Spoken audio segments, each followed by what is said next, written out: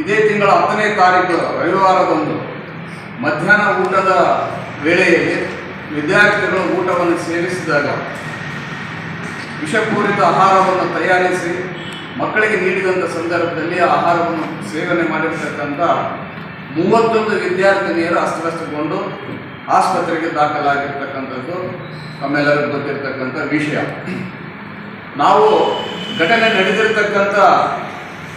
ದಿನದಿಂದಲೇ ಯಲ್ಲಮ್ಮ ಜಾಲಾಪುರ ಅಂತಕ್ಕಂಥ ವಿದ್ಯಾರ್ಥಿನಿ ಮಧ್ಯಾಹ್ನ 1 ಗಂಟೆಗೆ ನನಗೆ ಆರೋಗ್ಯದಲ್ಲಿ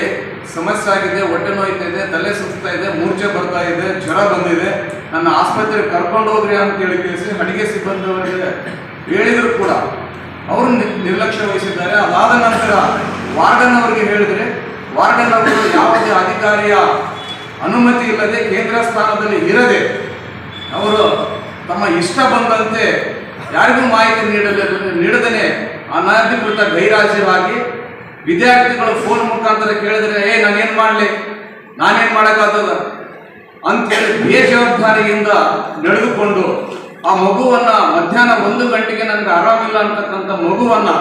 ಆಸ್ಪತ್ರೆಗೆ ತಕ್ಷಣಕ್ಕೆ ದಾಖಲು